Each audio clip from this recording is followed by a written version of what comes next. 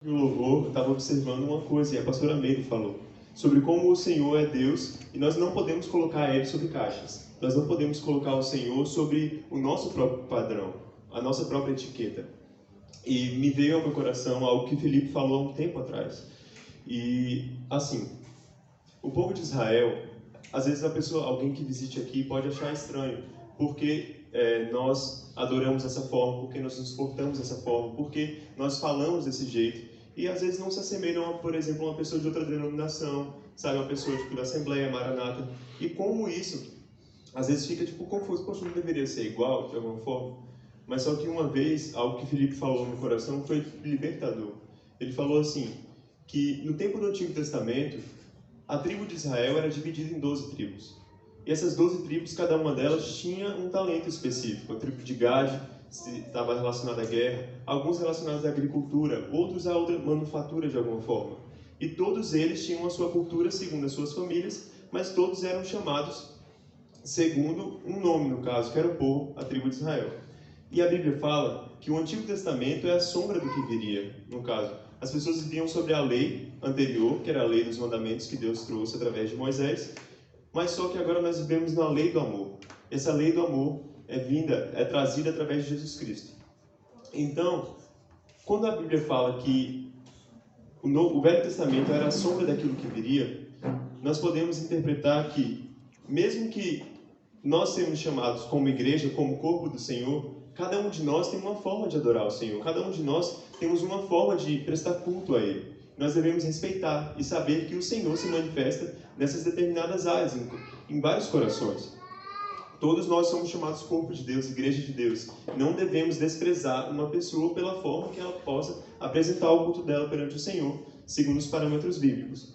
Sabe, algumas pessoas chegam até aqui e às vezes não entendem a linguagem do louvor, né, no caso, porque nós falamos daquilo que cremos, nós falamos daquilo que o Senhor tem compartilhado no nosso coração e daquilo que lemos.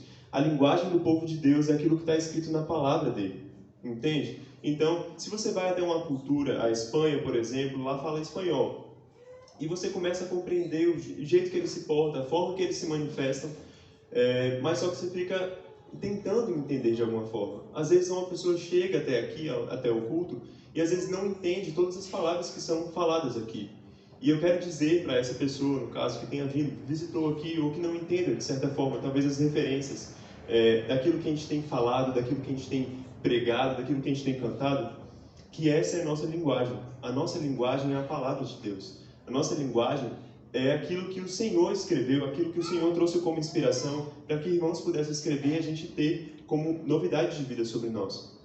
Quando Homero estava tocando a primeira música, que falava, tipo, teu amor é como de um pai, de um irmão, como a garra de um leão, assim como nenhum outro, violentamente persegues e me abraça, me envolves com quem tu és. É uma música, uma canção muito poderosa, sabe? E me via dentro do meu coração a importância de falar a respeito de uma parte dela. Alguns daqui conhecem o testemunho dessa música, mas eu queria falar um pouco sobre essa música e se alguém souber mais do que eu, me corrige na hora do papo. Existia uma mulher que ela estava tendo alguns sonhos, e nesses sonhos existiam tipo momentos onde ela estava sendo perseguida por um leão. E esse leão vinha correndo até ela, e ela ficava desesperada e começava a correr desse leão. E ela falava, mas só que quando o leão chegava para atacar ela acordava no susto. Então ela, nossa, o que está acontecendo? Por que eu estou tendo esse pesadelo? Por que isso está acontecendo? Mas só que isso começou a se repetir, e se repetir, e se repetir. E ela falou, nossa, Senhor, talvez o Senhor está querendo falar algo comigo. E veio, tipo, na mente dela um pensamento. Dessa vez, no próximo sonho que eu tiver, eu vou permitir que esse leão, eu não vou correr dele, eu vou permitir que ele possa vir até mim. E aí, aconteceu esse sonho novamente. E quando ele veio, ela estabeleceu sobre um lugar, ficou parada, e esse leão veio até ela e não atacou. Não atacou, não feriu ela, mas veio e a abraçou, esteve com ela. Então, essa noite é uma noite de encontro, gente. É uma noite onde o Senhor deseja agitar as águas paradas do nosso coração, agitar aquilo que está empoeirado, aquilo que está guardado, aquela bagunça dentro de nós. Ele deseja sacudir dentro de nós para que possa mostrar o amor dele a nosso favor. Nós sabemos que de nós mesmos não temos nada a oferecer a Deus. Gente, ninguém aqui é bom, ninguém aqui é perfeito, ninguém aqui, nossa, é estupendo. Não, ninguém aqui tem uma boa dádiva, um dom glorioso.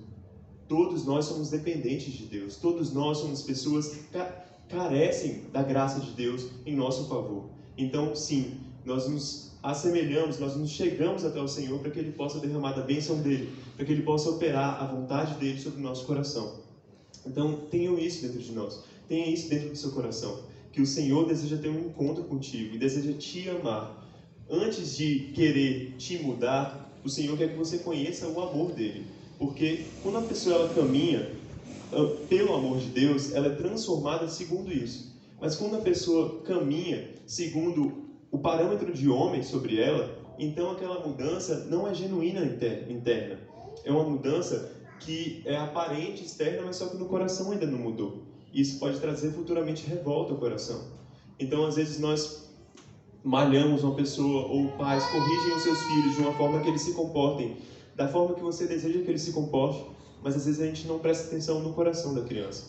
Às vezes a gente só, quando aquela situação surge dentro da criança, dentro daquela pessoa que está ao nosso redor, a gente corta, a gente sepa, a gente age em violência com palavras também.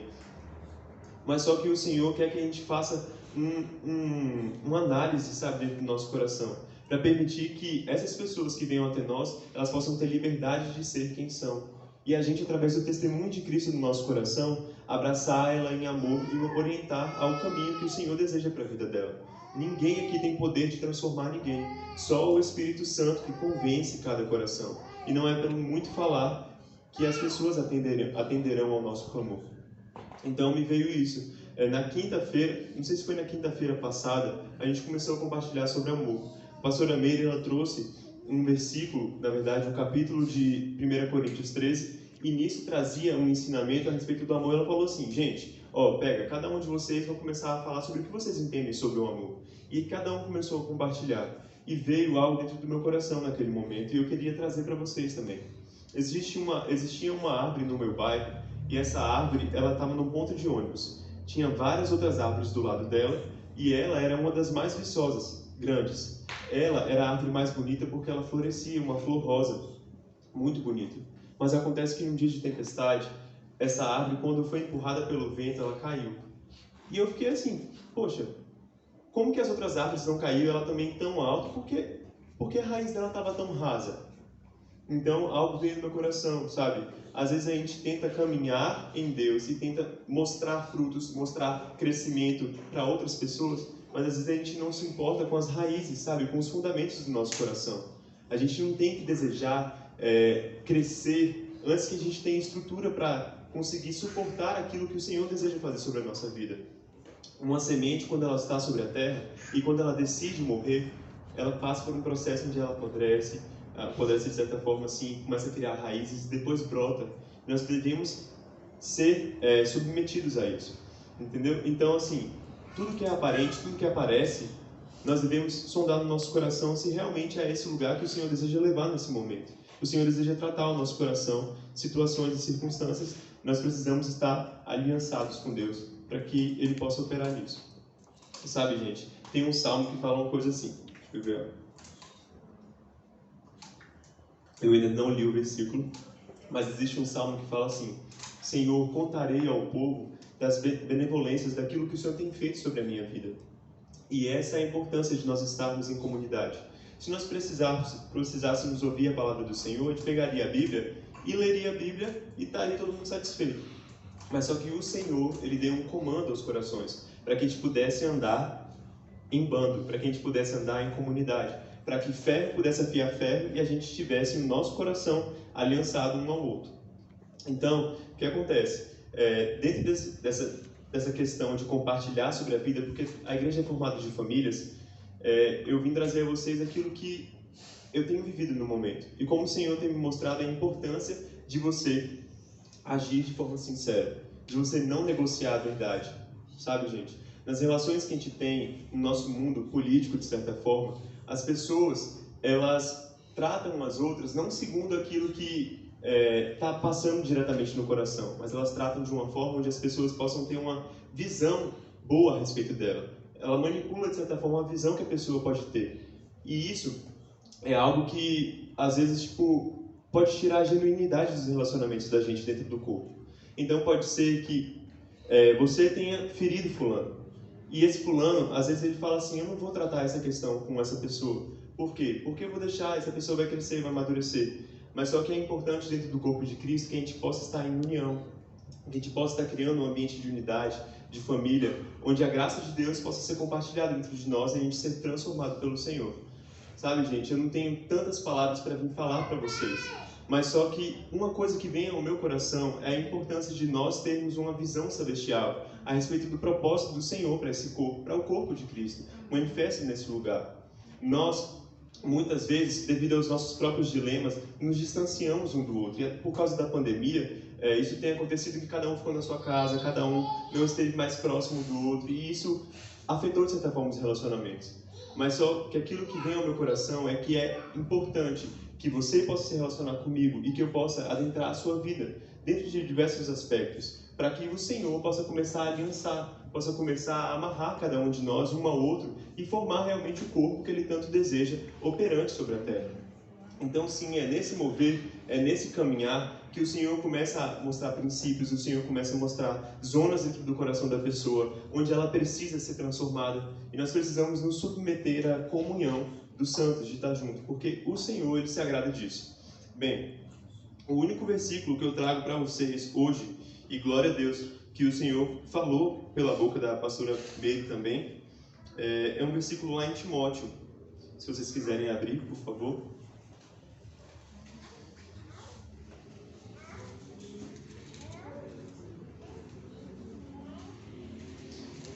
Timóteo quem era? Timóteo era um discípulo, era um filho de Paulo. Filho assim, filho na fé, gente. Filho que foi gerado segundo as entranhas dele. Ele foi... 1 Timóteo. E essa parte, essa parcela que eu quero falar para vocês, fala diretamente àquilo que nós temos da parte do Senhor. Muitas vezes nós recebemos um mandamento de Deus e cumprimos sem entender o propósito disso. E por não entender o propósito, as nossas raízes não são fincadas. E esse versículo aqui fala a respeito disso. Bem, 1 Timóteo 1, se vocês puderem botar aí, versículo 5. Aqui ele começa a trazer com Timóteo instruções a respeito de como ele deve se portar perante aquela comunidade, como ele deve exortar os corações, como ele deve zelar pela palavra de Deus e não entrar em vãs discussões. Acontece que muitos de nós nos separamos um do outro porque a gente não entende o propósito da unidade do corpo. A gente não entende que há cura, há transformação no simples estar junto, sabe, no compartilhar da palavra.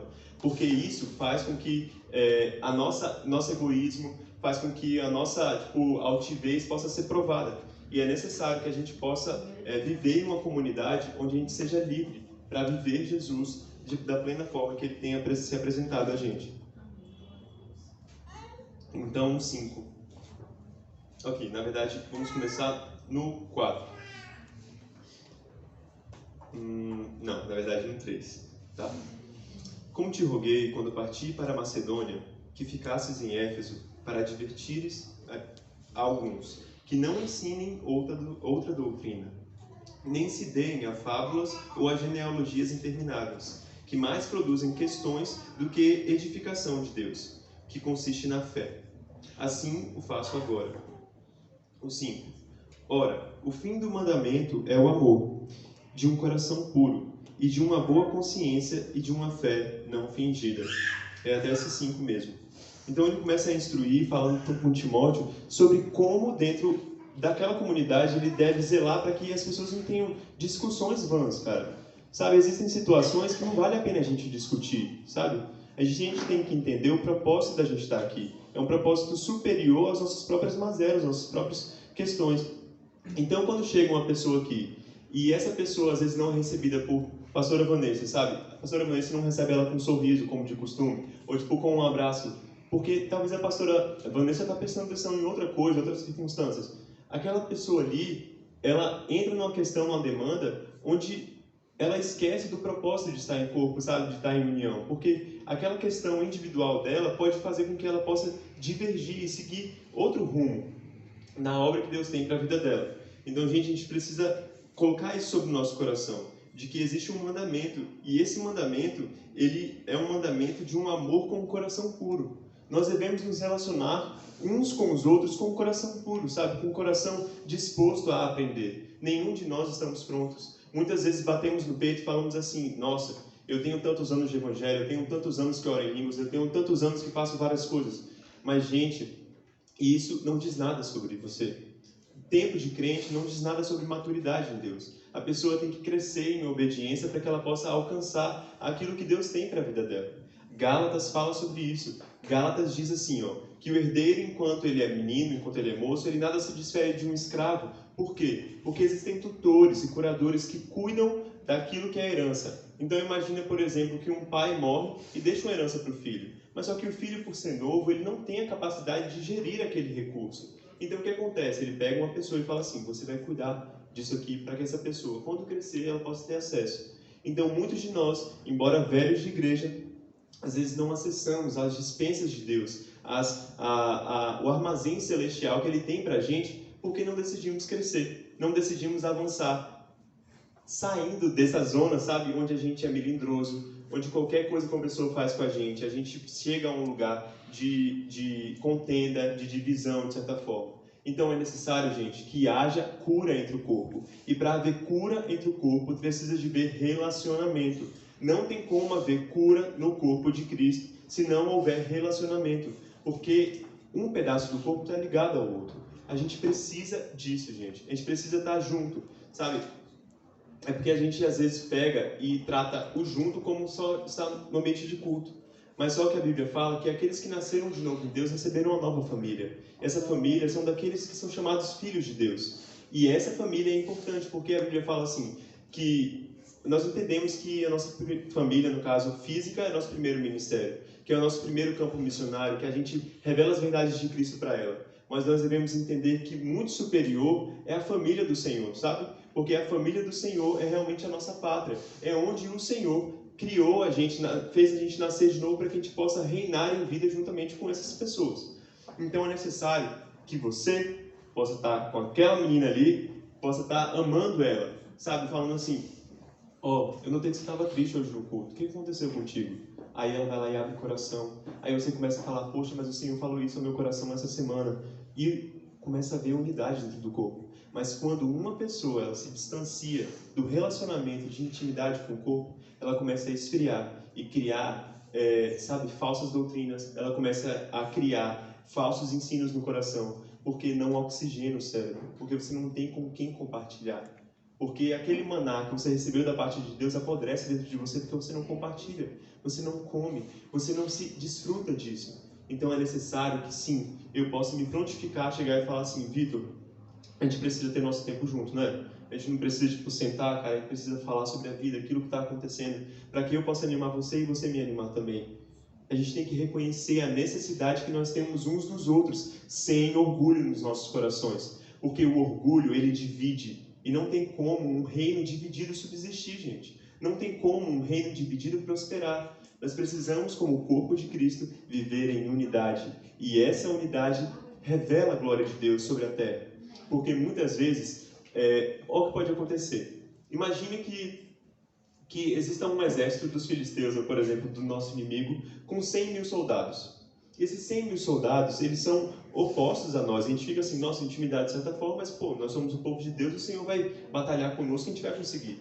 Mas imagina se cada uma dessas pessoas vai andando sozinha até lá. É massacrado. E um por um vai ser derrubado. Mas existe poder na unidade do corpo. Existe poder quando você fala assim: fulana, ora por mim. Fulana, vamos entrar no propósito junto de oração. Fulana, vamos estar perto, vamos estar junto, vamos falar sobre a palavra de Deus, vamos desejar as coisas de Deus. Porque quando junta, a união faz a força e a gente consegue operar naquilo que Deus realmente quer pra gente. O Senhor, Ele falou que não chamaria a gente mais de servos, mas de filhos, sabe? De amigos, de família. Então nós precisamos dessa revelação no nosso coração, que eu sou família de Nayane.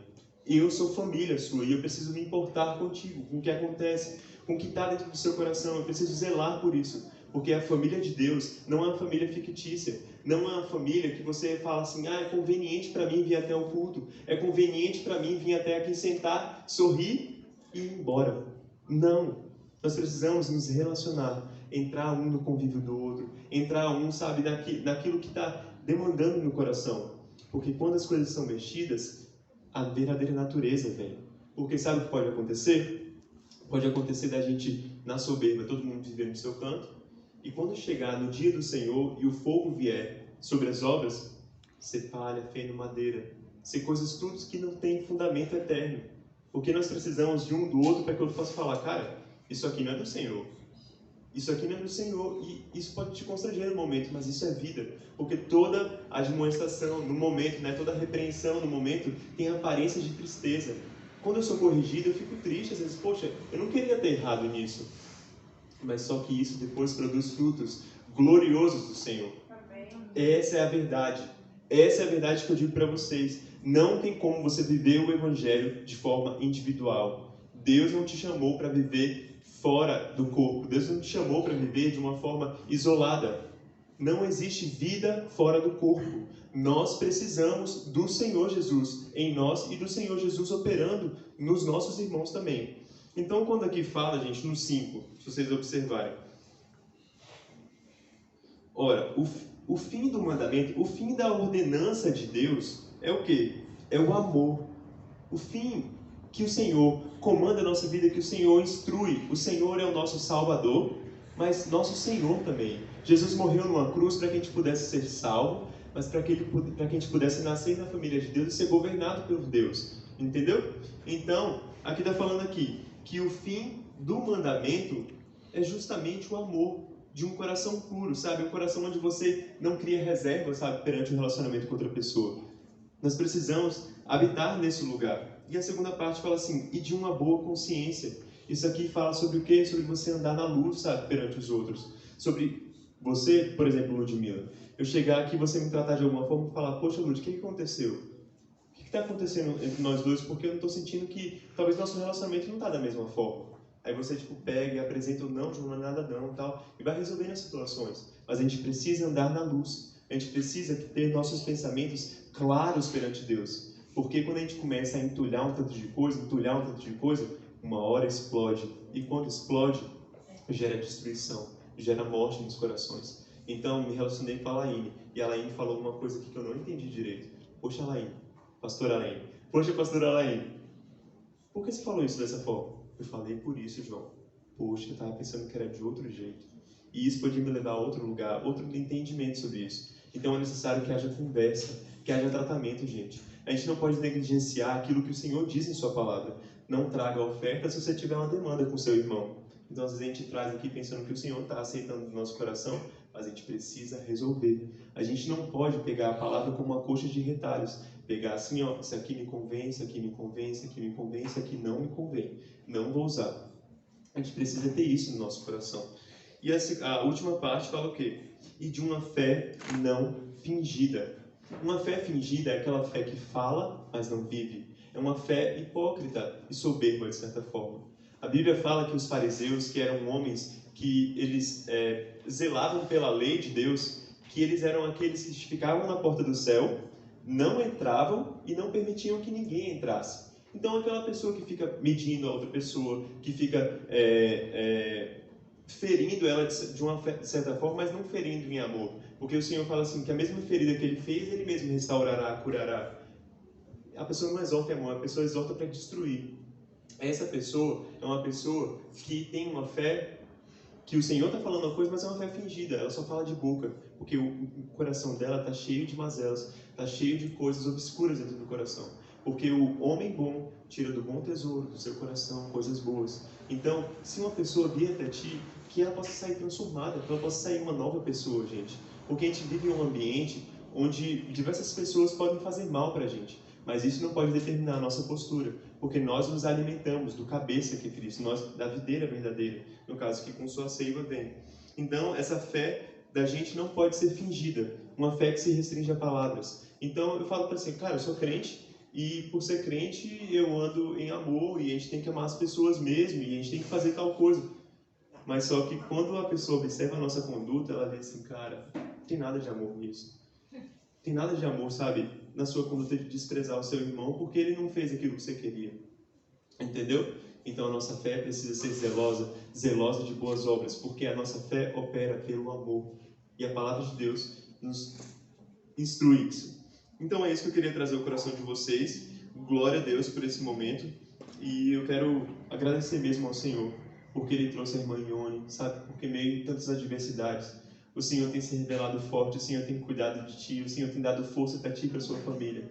E você vem aqui porque você tem alegria no Senhor, sabe? De saber que o Senhor é o mesmo Deus que te pegou em um vale e te levou para uma montanha, um monte, e te trouxe em todos os parâmetros da sua vida e te fortificou os seus pés. Isso é lindo, sabe, de ver. E Deus é bom, e Deus é zeloso, Ele cuida de nós. É bom saber isso. É bom ver você. É bom ver você aqui perto, sabe? Não só, oi, mas tudo bem? Como é que você tá? O que está acontecendo contigo? Dentro do seu coração, sabe? Então é bom que a gente tenha esse lugar de profundidade em Deus, para que a gente não possa viver a nossa vida achando que está fazendo a vontade de Deus, depois de descobrir que tudo isso era vão, era vaidade. Vaidade de vaidade. Eclesiastes fala sobre isso. De que adianta, de que aproveita o homem. Nós precisamos ter valores eternos no nosso coração. Tudo que é eterno, tudo que não é eterno é eternamente inútil. É uma frase de C.S. Lewis. Então, a gente precisa ter isso. O que realmente vale a pena? Vale a pena eu ficar de contenda com meu irmão? Vale a pena eu ficar olhando para ela e falar, poxa, ela está me olhando de uma forma diferente, não achei legal. Vale a pena eu ficar gerando isso no coração? Não vale a pena. Porque nós precisamos ter um coração puro perante o Senhor e uma mente esclarecida, uma mente na luz. Então, glória a Deus. Alguém quer falar mais alguma coisa? Quer falar? Eu quero. Manda bala aí.